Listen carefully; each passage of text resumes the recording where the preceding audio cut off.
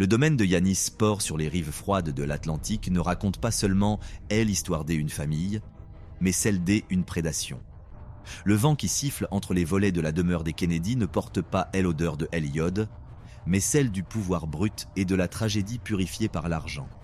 On regarde souvent ces films de famille aux couleurs saturées, ces sourires éclatants de nacre, ces peaux bronzées par un été qui semblait devoir durer 1000 ans, comme si la mort N osait pas s'approcher de tels spécimens de perfection. Mais ce N n'était qu'un décor de théâtre. Une façade de carton-pâte érigée pour masquer l'odeur de la pourriture qui rongeait les fondations de l'Empire. Caroline Kennedy N n'est pas une héritière comme les autres. Elle est le dernier vestige d'une explosion nucléaire sociale. Elle est celle qui reste quand la poussière retombe sur les décombres de Camelot, la gardienne solitaire d'un cimetière de géants. Le nom Kennedy ne se prononce pas, il se scande. C est un hymne national à l'ambition dévorante, une marque déposée de la gloire et du sang. Dans Histoire des États-Unis, aucune dynastie N a jamais atteint de tels sommets de démesure avant de s'effondrer avec une violence si méthodique. Caroline est née au cœur du réacteur.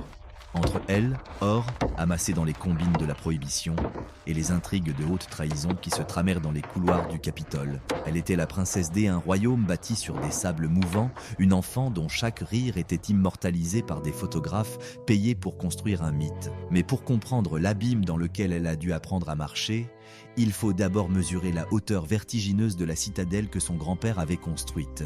Les Kennedy ne sont pas tombés dans l'obscurité d'une ruelle sombre, ils ont été immolés sous les projecteurs du monde entier, devant une nation qui les a abordéifiés avant de savourer leur destruction pièce par pièce. Chaque balle, chaque accident, chaque scandale était un acte de ce grand spectacle de la cruauté américaine. Jacqueline Kennedy, la mère de Caroline, ne se contentait pas d'habiter la Maison Blanche. Elle l'a réinventé comme on restaure un palais impérial avant la chute. Elle a déversé des sommes qui aujourd'hui représenteraient des dizaines de millions de dollars pour effacer la banalité des administrations précédentes.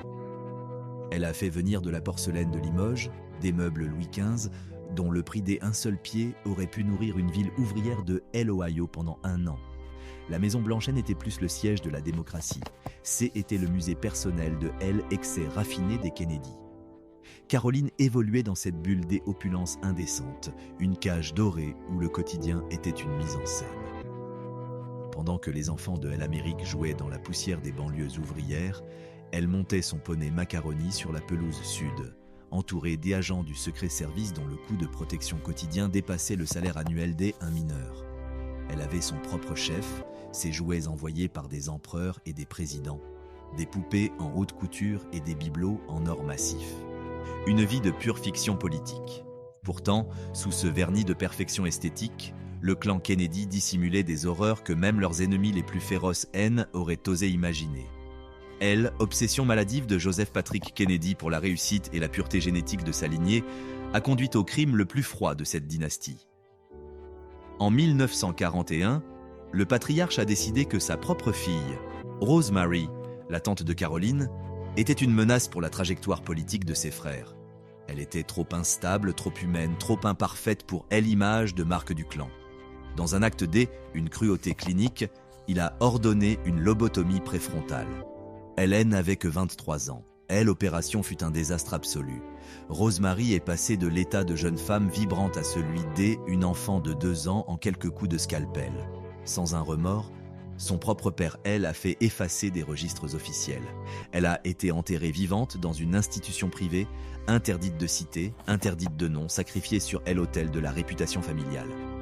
On ne mentionnait plus Rosemary. n'existait plus.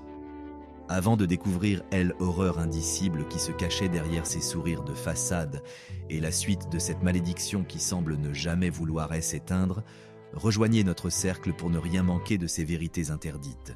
L'image de la famille parfaite N était qu'un linceul de soie posé sur un cadavre en décomposition. Joseph Kennedy N avait pas seulement bâti une fortune, il avait engendré un monstre qui allait dévorer ses propres enfants les uns après les autres.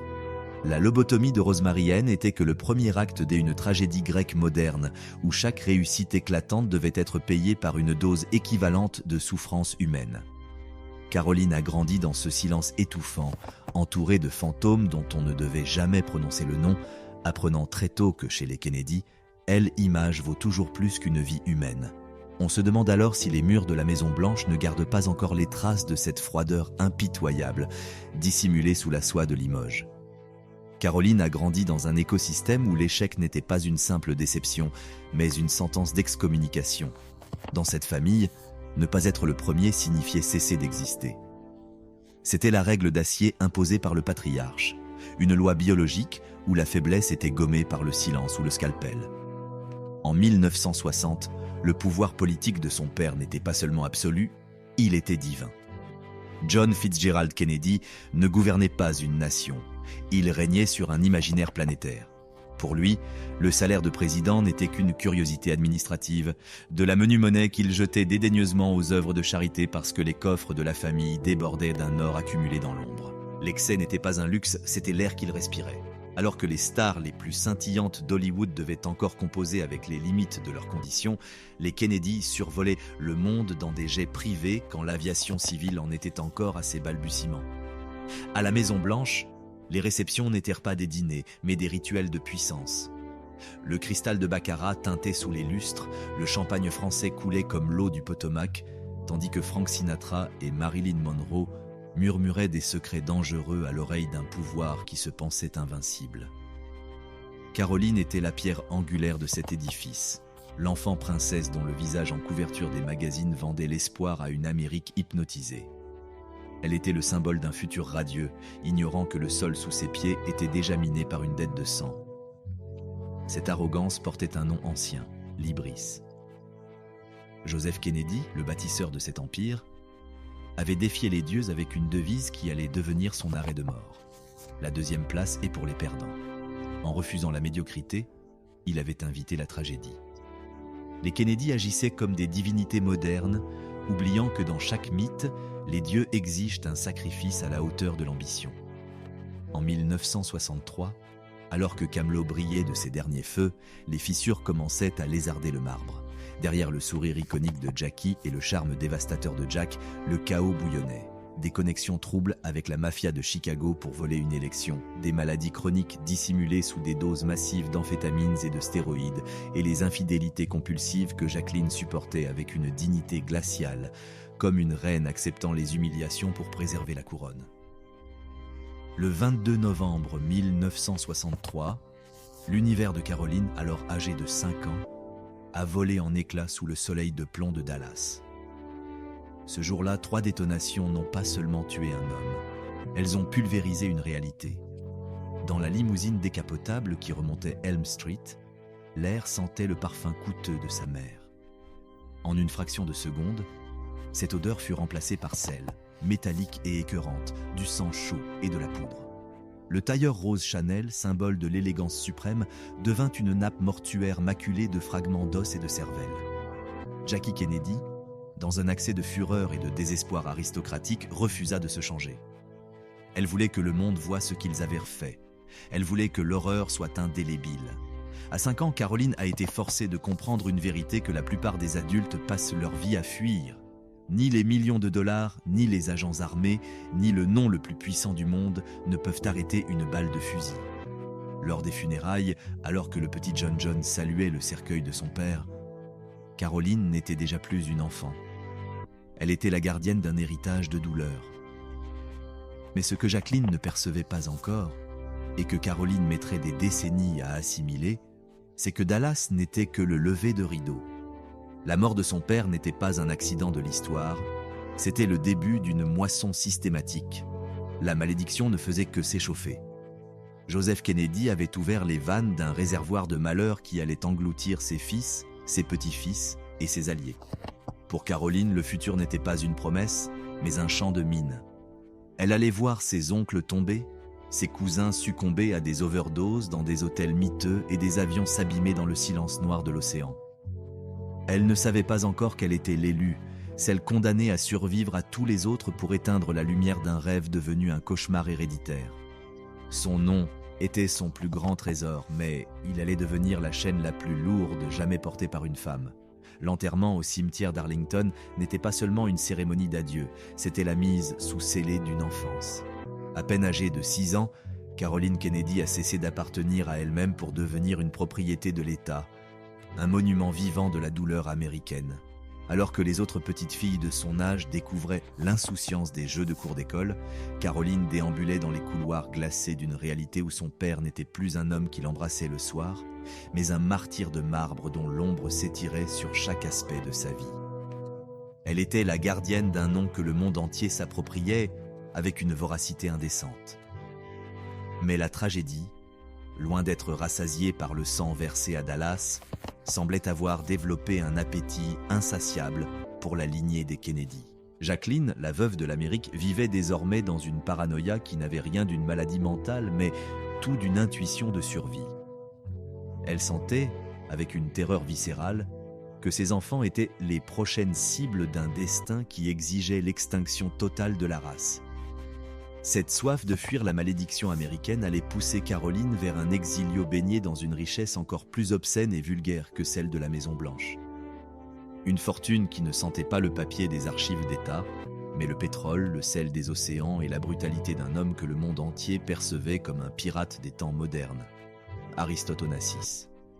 Avant de plonger dans les excès du yacht Christinao et de découvrir les secrets que Caroline a dû enfouir dans le sable de l'île de Scorpios, rappelez-vous que votre soutien est le moteur de nos investigations.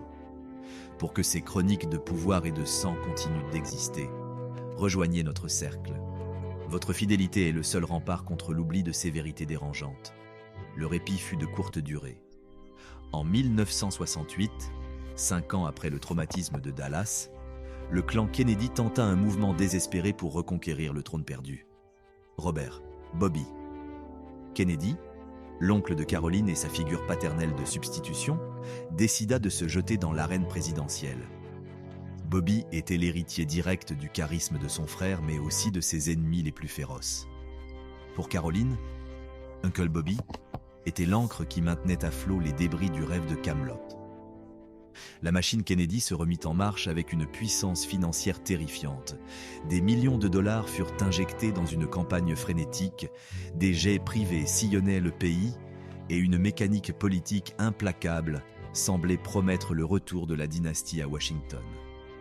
L'argent coulait, l'espoir renaissait, mais l'odeur du sang n'était jamais loin.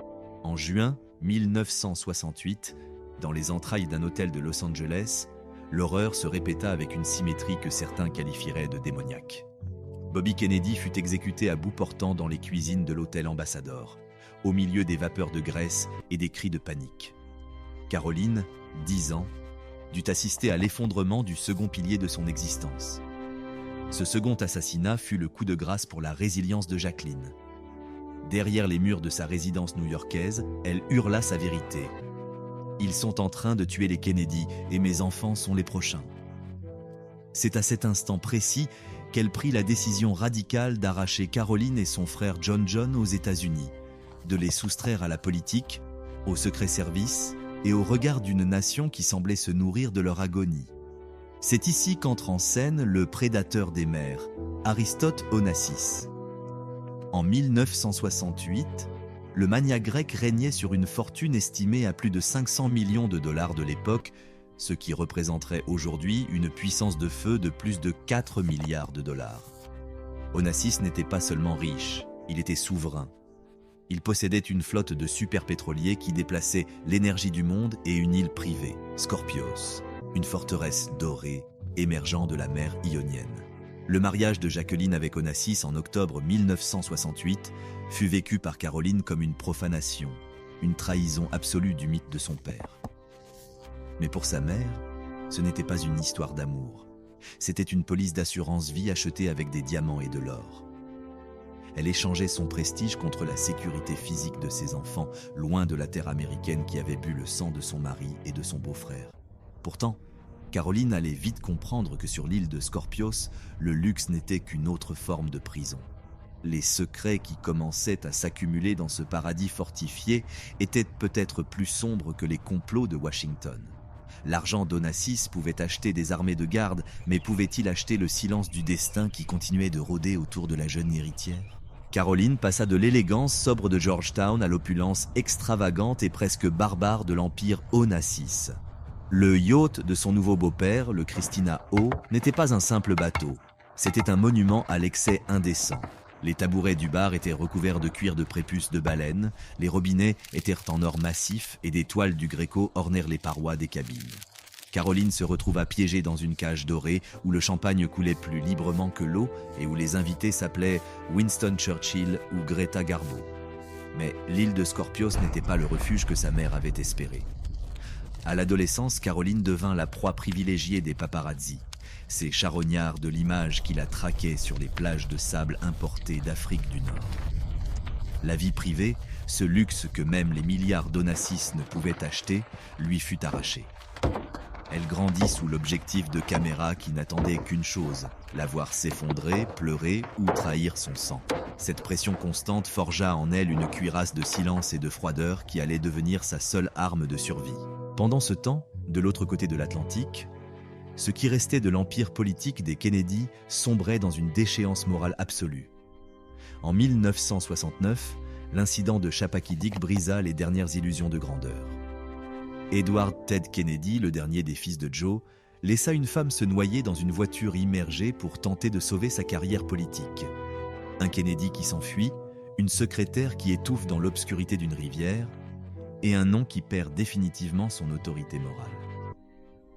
Caroline observait de loin ce naufrage. Ses cousins, la nouvelle génération, commençaient à tomber les uns après les autres dans une spirale d'autodestruction. Gavés d'héritages colossaux et de privilèges divins, ils se perdaient dans l'héroïne et les excès des nuits new-yorkaises. Contrairement à eux, Caroline se réfugia dans l'étude et les livres. C'était un acte de rébellion silencieuse, une tentative désespérée de se désolidariser de la toxicité qui dévorait son clan. La mort d'Aristote Onassis en 1975 ramena Caroline et Jacqueline à New York. Mais ce retour se fit au prix d'une guerre juridique féroce contre Christina Onassis, la fille du magnat. Jacqueline parvint à arracher près de 26 millions de dollars, une somme qui représenterait aujourd'hui plus de 130 millions de dollars de pur capital. Caroline n'était plus une enfant, elle était devenue l'héritière d'une double tragédie nationale. Dans le New York chaotique des années 70, elle marchait dans Central Park entourée d'escortes invisibles, fréquentant les écoles les plus prestigieuses de l'Upper East Side. Sa richesse lui permettait d'acheter des immeubles entiers, mais elle vivait dans un appartement transformé en bunker de haute sécurité. Elle voyait sa mère lutter pour exister au-delà de ses titres de veuve et son frère, John, le prince de l'Amérique, ployé sous le poids d'une nation qui exigeait de lui qu'il soit le prochain roi. Caroline comprit alors que le nom Kennedy était une marque commerciale à 1 milliard de dollars qui finissait toujours par dévorer ceux qui la portaient. Elle se fit une promesse presque impossible. Être la seule Kennedy à ne jamais finir en une des journaux pour un scandale ou un enterrement. Elle ignorait que le destin toujours aux aguets préparait pour la fin des années 90 le tournant le plus cruel de toute cette épopée sanglante. La décennie des années 80 s'ouvrit sur un calme trompeur, une sorte de trêve que le destin accorde parfois à ses proies avant de refermer le piège. Caroline Kennedy semblait avoir accompli l'impossible, devenir invisible.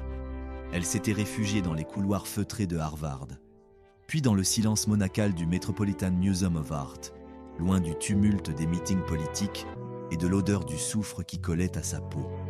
En épousant Edwin Schlossberg, un homme de l'ombre, un intellectuel étranger aux intrigues de cour du clan, elle pensait avoir enfin brisé le cycle. Elle s'était construit une vie de mère de famille ordinaire, protégée par des murs de discrétion, observant de loin l'ambition dévorante de ses cousins qui continuaient de brûler leurs ailes au soleil de la gloire, mais le sang des Kennedy ne se dilut pas dans la normalité. La dette contractée par le patriarche Joseph restait impayée, et le ciel, un temps clément, s'apprêtait à virer au noir d'encre sur les côtes de Martha's Vineyard. Le mirage de la paix s'évapora un matin de mai 1994. Dans son appartement somptueux de la 5e avenue, là où le luxe servait de rempart contre la vulgarité du monde, Jacqueline Kennedy Onassis s'éteignit. Un lymphome avait fini par terrasser la femme qui avait survécu au bal de Dallas et aux colères d'Onassis. Sa mort ne fut pas seulement la disparition d'une icône planétaire, elle fut l'effondrement du bouclier ultime de Caroline. Jacqueline laissait derrière elle une fortune colossale, estimée à plus de 200 millions de dollars de l'époque, soit près de 420 millions de dollars aujourd'hui. La vente aux enchères chez Sotheby's qui suivit fut une autopsie publique de la légende. On s'arrachait ses bijoux, ses meubles, les restes d'une vie de reine déchue pour des sommes astronomiques. Caroline héritait d'un trésor de guerre, mais elle héritait surtout d'une solitude absolue. Sans sa mère, elle se retrouvait en première ligne, seule face à la gestion d'un héritage émotionnel trop lourd pour une seule femme. La couronne de Camelot reposait désormais sur ses épaules et sur celle de son frère, John. Le destin, ce comptable impitoyable, attendait son heure pour réclamer le dernier prince. John Fitzgerald Kennedy Jr. était en 1999 l'homme le plus traqué, le plus admiré et le plus fragile de l'Amérique. Avec son magazine George, il tentait désespérément de transformer la politique en divertissement, une aventure narcissique qui engloutissait des millions de dollars chaque mois, mais qui maintenait son nom au sommet des kiosques. Tandis que Caroline cherchait l'ombre, John cherchait la lumière, ou plus précisément, le ciel. Ils étaient deux naufragés dérivant sur un radeau d'or pur. Elle incarnait la prudence glacée, lui l'imprudence flamboyante. Il voulait être le maître de son propre vol, loin de la protection étouffante des services de sécurité. En juillet 1999, la tribu se réunissait à Hyannisport pour un mariage familial. John venait de s'offrir un Piper Saratoga 2 HP, un bijou de technologie aéronautique de 300 000 $, un avion trop puissant pour un pilote encore hésitant.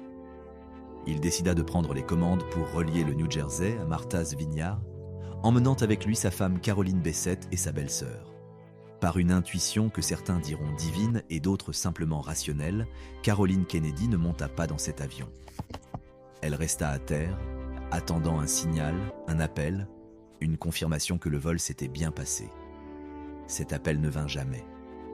Le 16 juillet 1999, le signal du Piper Saratoga s'effaça des radars au-dessus de l'Atlantique, plongeant dans l'obscurité totale des eaux côtières. Ce qui suivit fut une agonie médiatique de 3 jours. Un remake macabre des tragédies de 1963 et 1968. Caroline revivait, avec la conscience aiguë d'une adulte, le cauchemar de son enfance. Elle savait que l'océan, tout comme l'histoire des Kennedy, rend rarement ce qu'il a pris.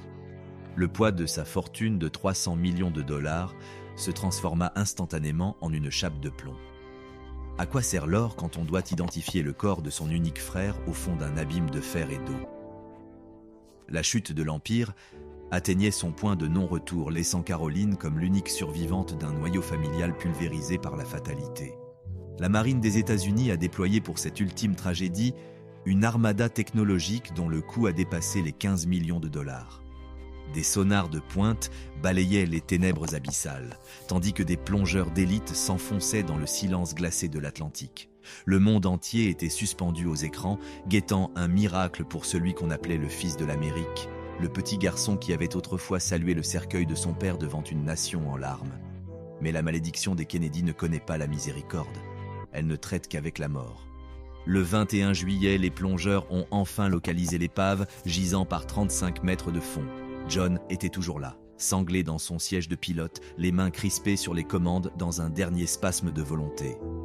Il avait lutté contre le destin jusqu'à la dernière seconde de conscience, refusant de lâcher prise alors que l'océan l'engloutissait. Le rapport officiel de la NTSB a jeté sur ce drame une lumière technique d'une froideur insoutenable. Désorientation spatiale du pilote due à la brume nocturne. Dans l'obscurité totale, privé de repères visuels, John n'a pu distinguer l'horizon de la surface de l'eau.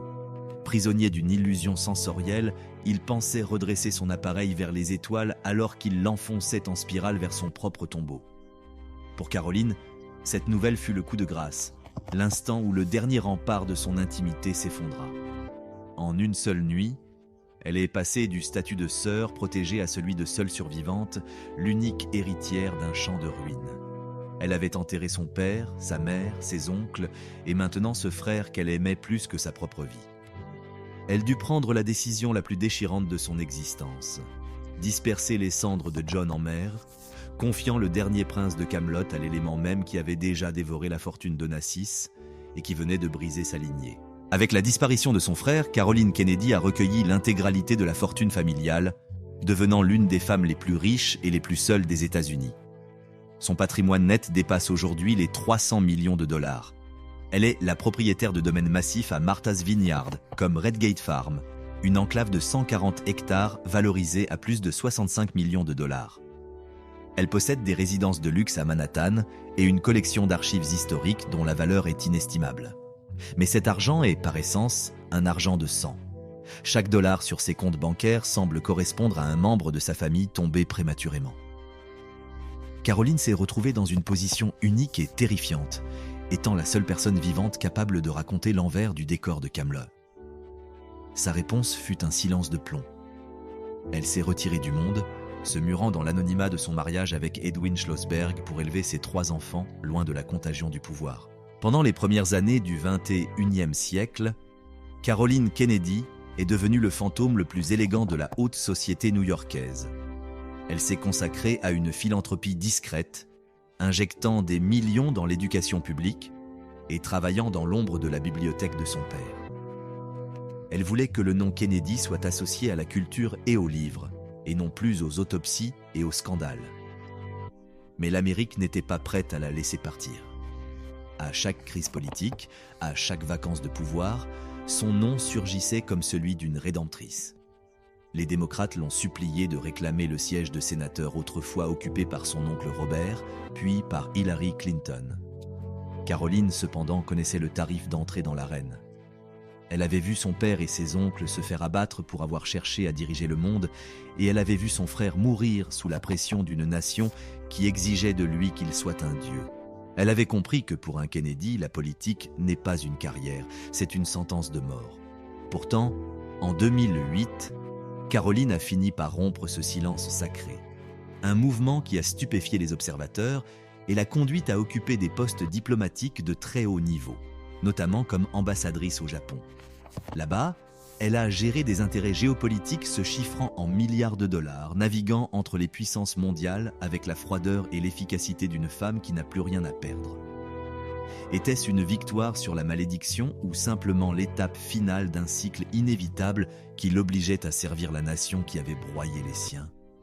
Aujourd'hui, à plus de 60 ans, elle observe depuis son promontoire de silence l'autodestruction de ses cousins, les derniers débris d'un empire qui refuse de mourir mais qui ne sait plus comment vivre. Elle reste l'unique figure d'intégrité, la dernière flamme de Kaamelott qui brûle encore dans la nuit. Le domaine de Hyannisport demeure là, immuable, témoin silencieux de cette épopée de gloire et de cendres. Les murs de la demeure familiale, qui ont entendu les rires des présidents et les sanglots des veuves, gardent le secret de cette force qui a permis à une petite fille de 5 ans de devenir la gardienne d'un empire déchu. Caroline Kennedy n'a pas seulement survécu à une tragédie, elle a survécu à un mythe. Et alors que les vagues de l'Atlantique continuent de battre les côtes de la Nouvelle-Angleterre, elle semble murmurer que le prix du pouvoir absolu est une solitude que tout l'or du monde ne pourra jamais combler. Le silence de Caroline est son ultime triomphe sur l'histoire. Pendant près d'une décennie après l'abîme de 1999, Caroline Kennedy a vécu comme une ombre dorée et silencieuse au cœur battant de Manhattan. Alors que la presse internationale se demandait si le nom Kennedy allait enfin s'effacer pour devenir une simple note de bas de page dans les manuels d'histoire, elle exécutait dans l'ombre une manœuvre de préservation chirurgicale que personne n'avait vu venir. En 2008, Caroline a décidé de briser les scellés de son bunker de vie privée pour une seule raison, Barack Obama. En lui apportant son soutien public, elle ne s'est pas contentée de bénir un candidat. Elle a transféré le capital politique sacré de son père, une monnaie occulte qui ne s'imprime dans aucune banque centrale mais qui vaut plus que tout l'or de Fort Knox, à une nouvelle génération. Ce mouvement l'a arrachée aux ténèbres pour la replacer au centre de l'échiquier mondial, non plus comme la fille orpheline du pays, mais comme une véritable femme d'État. Cependant, ce retour vers la lumière du pouvoir s'est opéré alors que le reste de sa famille, ce vaste réseau de cousins et de parents partageant son sang mais pas sa discipline de fer, sombrait dans une spirale de scandales, de drogue et de mort. C'était comme si la malédiction, insatiable, tentait d'achever le travail commencé à Dallas, émondant les branches de l'arbre généalogique les unes après les autres.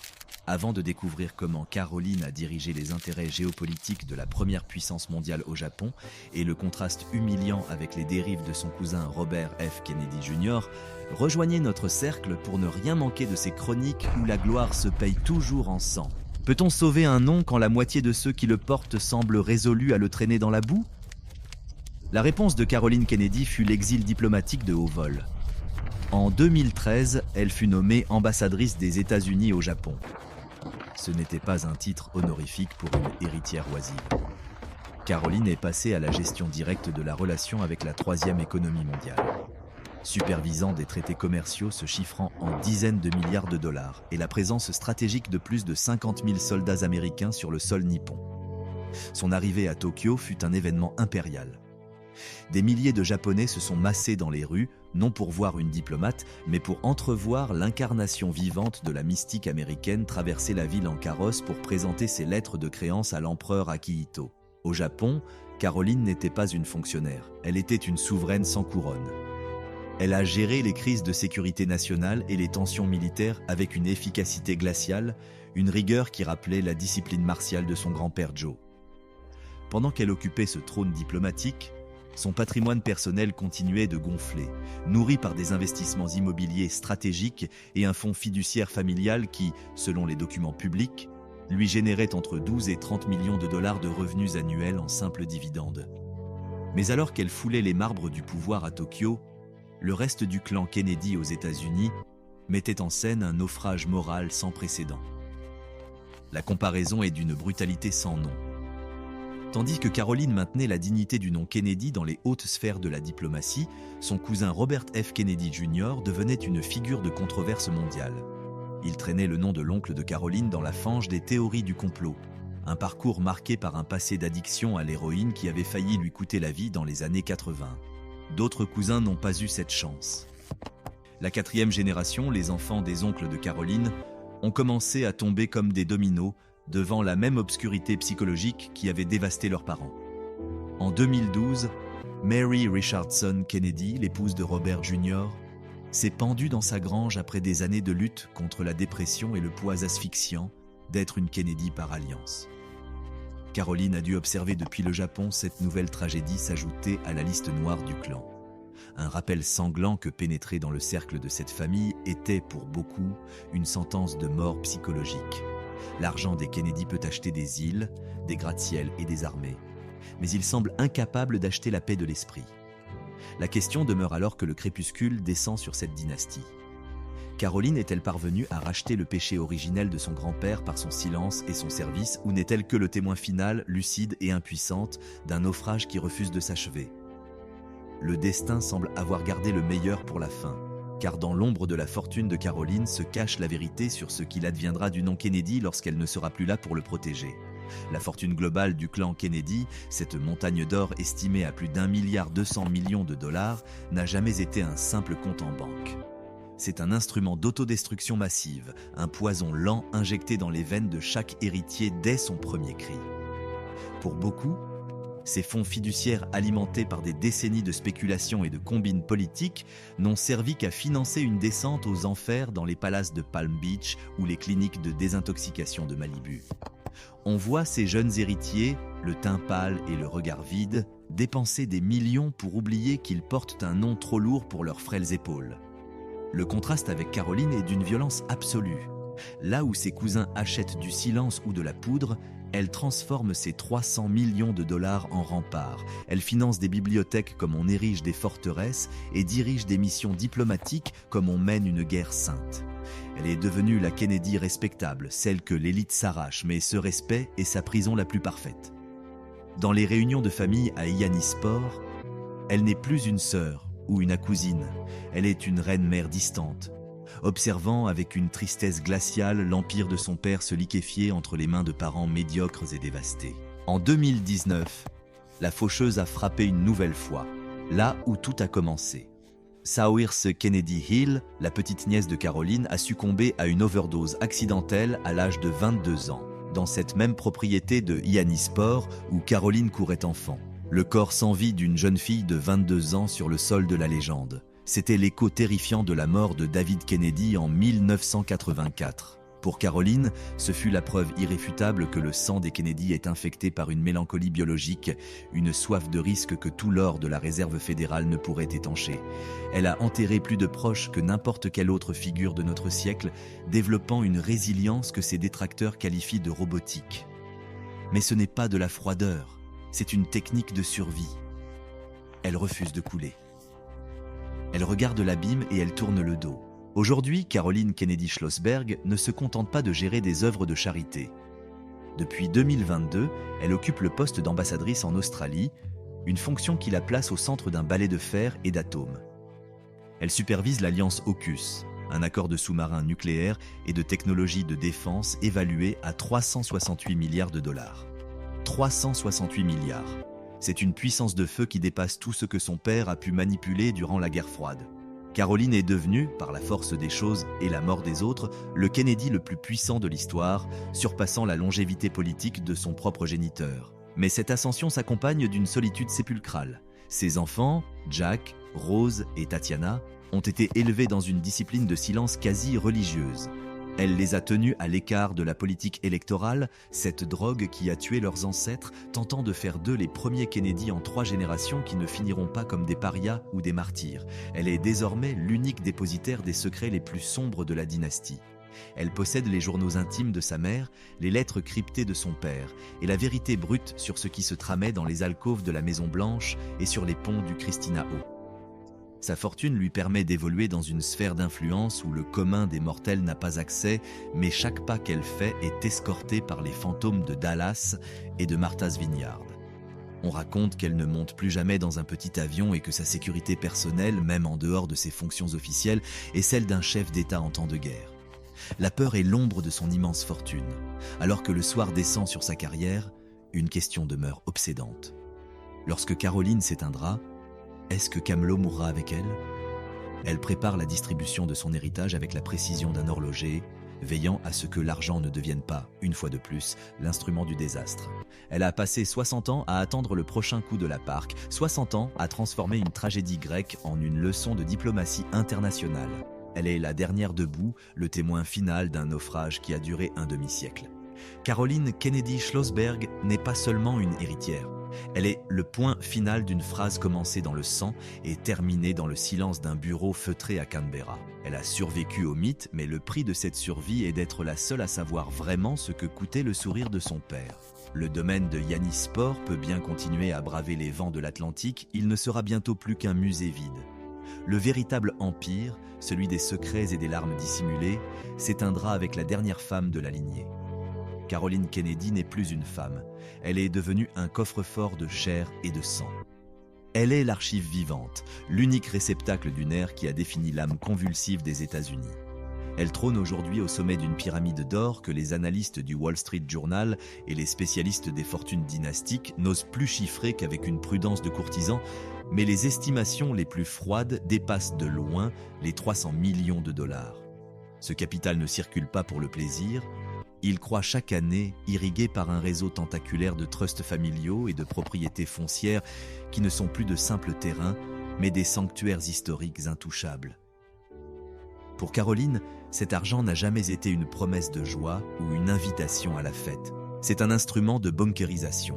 C'est le prix de son isolement et le coût de sa protection contre un monde qui n'a jamais cessé de vouloir lui arracher un morceau de sa peau. À plus de 65 ans, après avoir enterré chaque convive qui partageait la table de la Maison Blanche avec elle, Caroline a endossé le rôle le plus brutal de sa vie. Elle est l'architecte et la gardienne féroce de la mémoire des Kennedy. C'est sa main qui décide quelle correspondance de son père peut être exhumée, quel tailleur ou quelle robe de sa mère peut être exposée sous les projecteurs d'un musée et quels secrets doivent rester croupir dans l'obscurité des chambres fortes de la bibliothèque JFK à Boston. Elle a verrouillé les portes. Elle attend que le temps fasse son œuvre, que le dernier homme capable de se souvenir du bruit des balles à Dallas soit couché sous terre pour que la légende remplace définitivement la vérité. Elle est la dernière personne sur cette planète à savoir ce que l'on ressent quand on est aimé par un président qui a changé la trajectoire du monde, pour être ensuite broyé par la nation même qu'il dirigeait. En 1996, Caroline a opéré un mouvement que beaucoup ont interprété comme une nécessité vitale de purger la demeure familiale de ses fantômes les plus encombrants. Ce fut la légendaire vente aux enchères des biens de Jacqueline Kennedy Onassis chez Sotheby's. Elle a jeté en pâture au public 5 914 lots, des fragments d'une vie de reine. Ce fut un carnage de voyeurisme et d'argent. On a vendu les briquets en or de son père, les colliers de perles dont le monde entier ignorait qu'ils étaient faux, et même le bureau sur lequel les traités nucléaires les plus cruciaux de l'histoire avaient été paraphés. Caroline a observé avec un détachement chirurgical des inconnus payer des fortunes indécentes pour des morceaux de son enfance. La vente a généré 34 millions de dollars de l'époque, soit plus de 65 millions aujourd'hui. L'iconique bague de fiançailles, offerte par Onassis, ce monstre d'émeraude et de diamants, a été adjugée pour 2 600 000 dollars. Ce n'était pas de l'art, c'était la liquidation d'un traumatisme transformé en capital de survie. L'empire financier de Caroline s'est encore consolidé en 2020 lorsqu'elle s'est séparée de Redgate Farm, son domaine de Martha's Vineyard, pour la somme de 65 millions de dollars. Elle a transformé l'héritage du sang en une solvabilité gélide, éternelle, qui la place dans une sphère où elle n'a plus besoin de l'approbation de personne. Mais son véritable coup de maître, son succès le plus retentissant, ne se compte pas en dollars. Il réside dans la survie de ses 3 enfants, Rose, Tatiana et Jack Schlossberg. Caroline a pratiqué sur eux une forme de chirurgie psychologique radicale pour extirper le gène de l'autodestruction propre aux Kennedy. Elle leur a imposé une discipline de l'ombre, un anonymat presque monacal, leur interdisant d'utiliser leur nom pour obtenir des privilèges faciles. Rose, l'aînée, s'est perdue volontairement dans le cinéma indépendant loin des tapis rouges. Tatiana est devenue une voix respectée du journalisme d'investigation traquant les vérités climatiques pour le New York Times. Quant à Jack, le seul petit-fils mâle de JFK, il a traversé Harvard et Yale avec un sarcasme et une intelligence qui rappellent la morgue aristocratique de son grand-père plutôt que l'impulsivité tragique de son oncle John. Caroline a réussi l'impossible. Elle a engendré des Kennedy qui ne consomment pas de drogue, qui ne s'écrasent pas en avion et qui ne s'effondrent pas dans des chambres d'hôtel. Elle a lavé le sang de la famille par le silence et l'excellence, brisant le cycle du martyre que Joseph Kennedy avait initié un siècle plus tôt. Pourtant, cet ordre interne presque parfait jure violemment avec le chaos qui continue de dévorer le reste du clan. Caroline reste la matriarche finale, la seule propriétaire des secrets les plus profonds de la dynastie. Elle avance, surveillée par les spectres de Dallas et de Martha's Vineyard, consciente que chaque pas vers le pouvoir est une invitation à la faucheuse. Le Camelot s'éteindra-t-il avec elle ou a-t-elle simplement réussi à construire une prison assez luxueuse pour que ses enfants y soient en sécurité ? Le silence de Caroline n'est pas une absence de mots. C'est le cri d'une survivante qui sait que, dans l'histoire des Kennedy, la paix n'est qu'un entracte avant le dernier acte. Le témoin silencieux de cette épopée reste la mère, cette étendue grise qui a pris son père, son oncle et son frère. Caroline la regarde désormais depuis les rivages australiens, protégée par des protocoles de sécurité de chef d'État, sachant que l'argent peut construire des murs, mais qu'il ne pourra jamais racheter le silence des morts. Le conflit public et gélide qui oppose Caroline à son cousin Robert F. Kennedy Jr. constitue la représentation finale et irrémédiable de la division de l'Empire. Ce n'est pas une simple dispute de famille, c'est une guerre de tranchées pour l'âme d'une dynastie. Alors que RFK Jr. utilise son patronyme comme un levier pour alimenter des rhétoriques de conspiration et des fractures politiques que Caroline considère comme une trahison abjecte envers l'héritage intellectuel de son père, elle a répondu avec la seule arme qu'une véritable Kennedy de la branche royale daigne manipuler, le mépris institutionnel. Elle incarne la légitimité, celle qui maintient les liens sacrés avec la Maison-Blanche et les chancelleries mondiales. Tandis que le reste du clan se désintègre dans une lutte pathétique pour la pertinence sur les réseaux sociaux, Caroline a tracé une ligne rouge. Pour elle, être une Kennedy est une responsabilité diplomatique et historique, pas un spectacle de cirque pour les masses. Cette fracture a créé une hémorragie de prestige que rien ne pourra colmater. Lorsque Caroline ne sera plus là, la marque Kennedy se scindera définitivement entre le mythe historique purifié qu'elle garde avec une férocité de Vestale et la parodie médiatique que représentent ses parents les plus bruyants. À son âge, Caroline Kennedy Schlossberg observe le monde depuis ses résidences de haute sécurité avec le regard d'une femme qui a vu la fin des temps se produire plusieurs fois sous ses yeux. Sa vie est un paradoxe étouffant d'opulence et de paranoïa légitime. On murmure que ses mesures de protection personnelle, que ce soit dans son bunker de Manhattan ou lors de ses missions diplomatiques, sont comparables à celles d'un monarque européen régnant. Elle ne se déplace jamais sans une garde prétorienne privée, et son cercle d'intimes est devenu si étroit qu'il est désormais impénétrable pour une presse qu'elle juge responsable de ses pires cauchemars. Caroline vit dans une capsule temporelle de Camelot. entourée d'objets qui appartenaient autrefois aux hommes les plus puissants de la planète, mais qui, pour elle, ne sont que les reliques d'un monde qui lui a été arraché dans le sang. Sa richesse colossale lui permet d'influencer la politique globale depuis les ombres les plus profondes, finançant des campagnes et des mouvements qui protègent la vision libérale de son père. Elle s'assure ainsi que, même si aucun Kennedy n'occupe le bureau ovale, l'ombre du clan continue de se projeter sur chaque décision majeure prise à Washington. Mais la question qui obsède les historiens reste celle des archives secrètes. On raconte qu'elle détient des journaux personnels de sa mère contenant la vérité crue sur les jours ayant suivi l'attentat de Dallas et la nature réelle des relations de Jackie avec les ennemis jurés de son mari. Seront-ils brûlés? Seront-ils légués avec une clause de secret de 100 ans? Caroline sait que l'information est l'actif ultime de sa dynastie. Dans un monde de transparence absolue, elle est la dernière reine du secret. Elle a passé sa vie entière à fuir les flashs des paparazzi pour finir par devenir celle qui contrôle la narration de tout un pays. Le mythe de Camelot est en grande partie une création de Caroline, une version stylisée, propre et quasi divine d'une histoire qui fut en réalité saturée d'addiction, de trahison et de zones d'ombre qu'elle a décidé d'effacer du registre officiel. Au final, Caroline Kennedy est le monument ultime à l'ambition dévorante de Joseph Kennedy. Le patriarche voulait que ses fils gouvernent le monde. 3 d'entre eux sont morts en essayant. Mais Caroline, la petite fille qu'il a vue naître durant les jours de gloire, a fini par gouverner à sa manière par la diplomatie, l'argent et surtout par la survie. Elle a vaincu la malédiction en refusant simplement de jouer son jeu d'exposition et de risque.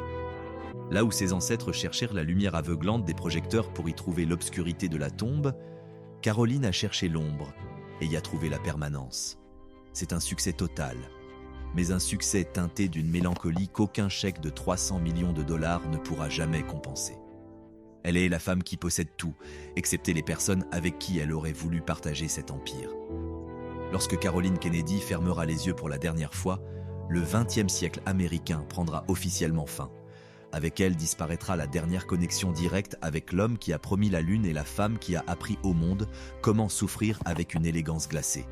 Ses enfants hériteront d'une fortune qui les rendra immensément puissants, mais Caroline emportera avec elle l'essence véritable de la tragédie. Elle a été le témoin du naufrage, celle qui est restée sur le rivage à compter les corps et à reconstruire le navire avec des morceaux de bois brisés et de l'or fondu. Elle a accompli sa mission. Elle a sauvé le nom, protégé sa progéniture et gardé le secret. Mais le prix de cette victoire est une vie vécue dans la veillée funèbre perpétuelle d'une dynastie qui était bien trop brillante pour ce monde médiocre. C'est ici que s'achève l'histoire à la fois terrible et majestueuse de la demeure des Kennedy. Un lieu qui n'est plus depuis longtemps une simple adresse physique, mais un état mental fait de puissance absolue, de richesse indécente et d'une douleur infinie. Camelot n'existe plus sur les cartes géographiques. Ce royaume de papier et de sang n'existe plus que dans le regard de Caroline Kennedy, l'ultime princesse d'une nation qui n'a jamais voulu cesser d'être la sujette de sa propre tragédie. Caroline ne vit pas dans une maison. Elle habite un mausolée de souvenirs où chaque meuble, chaque tableau est un témoin muet d'une exécution ou d'une chute. Elle est la gardienne d'un temple dont elle est aussi la seule fidèle encore debout. Si ce récit de la dernière survivante du clan Kennedy vous a forcé à réfléchir sur la fragilité vertigineuse du succès et le poids écrasant de l'héritage, rejoignez notre cercle pour ne rien manquer de nos prochaines autopsies de la gloire. Votre fidélité est le seul hommage que l'histoire puisse encore rendre à ses destins brisés. La question finale est inévitable et elle brûle les lèvres de tous ceux qui observent ce naufrage millénario. Caroline Kennedy a-t-elle été la plus chanceuse de sa famille en survivant à toutes les tempêtes? Ou est-elle la plus malheureuse pour avoir été condamnée à se souvenir de tout ce que les autres ont perdu? Elle porte en elle les images que personne d'autre ne possède. Le visage de son père avant Dallas, l'odeur du yacht d'Onassis, le dernier regard de son frère. Est-il seulement possible que ses enfants, Rose, Tatiana et Jack, parviennent enfin à mener des vies normales où le nom de Kennedy exigera-t-il tôt ou tard une nouvelle victime pour alimenter sa légende? Votre opinion est la pièce finale de ce puzzle historique que nous tentons d'assembler. Pour comprendre l'état actuel de la forteresse Caroline, il faut revenir sur l'instant où elle a décidé de liquider le passé pour acheter son avenir. En 1996, lors de la vente aux enchères des biens de sa mère chez Sotheby's, Elle n'a pas seulement vendu des objets, elle a vendu les preuves de son malheur, voir des étrangers se disputer les briquets en or de JFK ou les colliers de perles de Jackie pour des millions de dollars était une forme de catharsis brutale. Elle a transformé ses fantômes en un capital de survie qui s'élève aujourd'hui à plus de 300 millions de dollars. Cet argent n'est pas fait pour être dépensé, il est fait pour maintenir la distance. C'est un mur de billets qui la sépare d'une nation qui a toujours eu soif du sang de son clan. Le plus grand succès de Caroline n'est pas diplomatique, il est biologique. Elle a pratiqué une forme de lobotomie sociale sur sa propre descendance pour les protéger du venin familial. Ces enfants ne sont pas des Kennedy de couverture de magazines. Ils sont les premiers à ne pas chercher la lumière des projecteurs, préférant le silence des bibliothèques à l'ivresse des meetings politiques. Caroline a réussi à créer des héritiers qui ne s'écrasent pas en mer et qui ne meurent pas d'overdose dans des motels. Elle a sauvé le nom en acceptant de le rendre ennuyeux, en le vidant de son danger pour en faire une institution respectable. Mais ce calme a un prix. Elle reste la seule à porter le poids du secret original. Caroline Kennedy est le monument final de l'ambition dévorante de son grand-père. Joseph Kennedy voulait que ses fils gouvernent le monde, et ils sont tous morts pour avoir essayé. Caroline, la petite fille qu'il a vue naître dans les jours de gloire, a fini par gouverner à sa façon, par la diplomatie, l'argent et surtout par la survie. Elle a vaincu la malédiction en refusant de jouer son jeu d'exposition, là où ses ancêtres cherchèrent la lumière et ne trouvaient que l'obscurité de la tombe. Elle a cherché l'ombre et elle y a trouvé la permanence. Elle est le succès final du clan, mais c'est un succès teinté d'une mélancolie qu'aucun compte en banque ne peut compenser. Elle est la femme qui possède tout, mais qui n'a plus personne avec qui partager la vérité. Lorsque Caroline fermera les yeux pour la dernière fois, le XXe siècle américain s'éteindra officiellement. Avec elle partira la dernière connexion directe avec l'homme qui a promis la lune et la femme qui a appris au monde comment souffrir avec une élégance glacée. Elle a accompli sa mission, elle a sauvé le nom, protégé ses enfants et maintenu le secret. Mais le coût de cette victoire a été une vie vécue dans la veillée funèbre perpétuelle d'une dynastie qui était bien trop brillante pour ce monde. Elle reste l'unique survivante du naufrage, celle qui est restée sur la rive, comptant les corps et reconstruisant le navire avec des morceaux de bois asticotés et de l'or fondu.